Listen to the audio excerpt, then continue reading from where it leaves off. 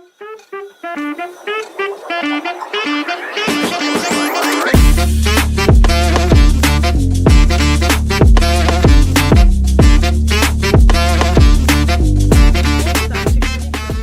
Personal Finance Edition. I'm Rashmi and I'm joined by my co-host, as always, Olivia. Today, we're going to talk about investing in the transportation sector. So the transportation sector consists of all companies involved in the service of moving people and goods, plus transportation infrastructure. It's a subgroup of the industrial sector, and it includes things like air freight, airlines, marine, road, rail, etc.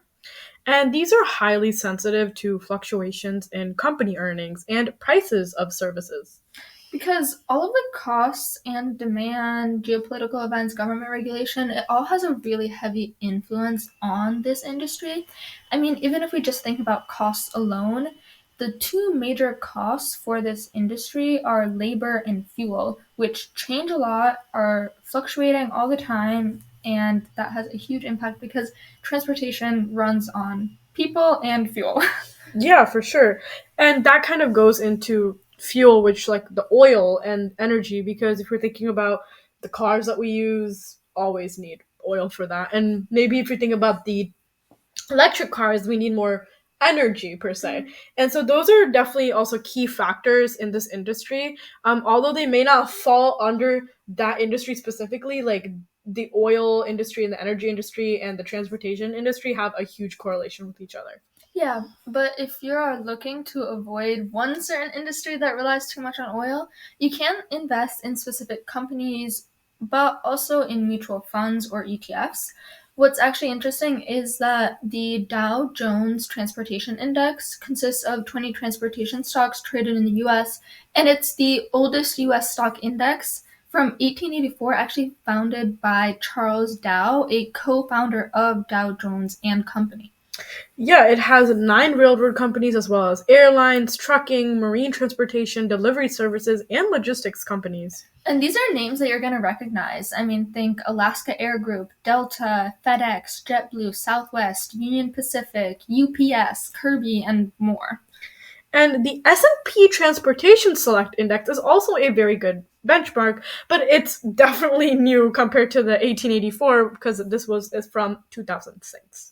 Yeah, and then there are also really strong individual stocks like the United Parcel Services, which is what UPS stands for, Union Pacific, which is the railroad, and then also Kirby, which is a tank barge operator. These are all really strong individual stocks because, I mean, just think about it. Like, UPS is not something you'd expect to collapse in the near future. Same thing goes from like the Union Pacific Railroad, which has existed for so long.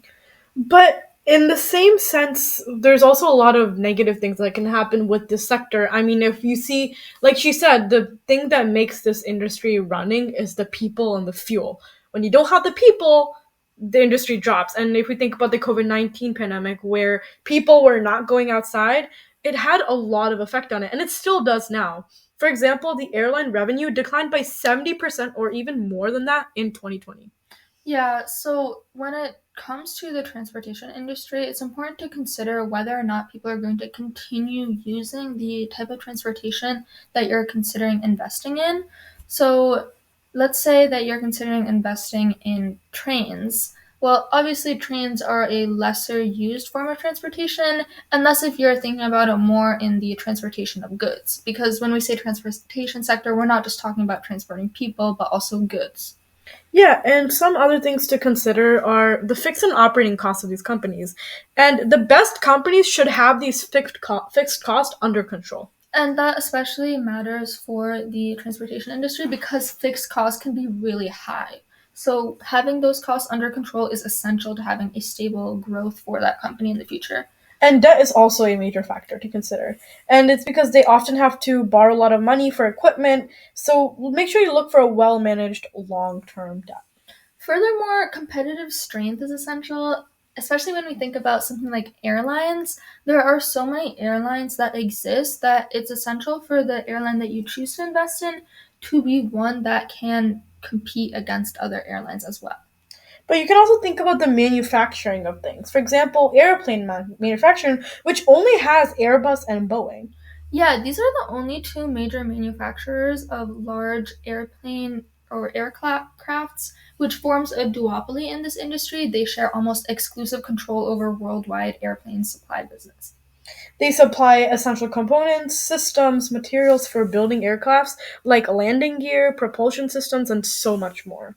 So Boeing has its 7 series and Airbus has its A series, and together they also have a significant market share in the military aircraft supply. And the industry is valued at over $400 billion. The global market's estimated value was more than $400 billion in 2023, and it's expected to grow more than half $1 trillion by 2029. Me personally, I would definitely be considering investing in either Boeing or Airbus because there's only two of them. These two will always be successful in the future because that's all there is for this industry, essentially. Yeah, and I think we kind of talked about this in a past episode about the competitiveness and the barriers to enter an industry. And this definitely has high barriers. I mean, if there's only two companies that are dominating the market, it'll be really hard for other companies to come in. And I think this I also even applies to just like energy and a lot of things that are highly reliant on one major thing.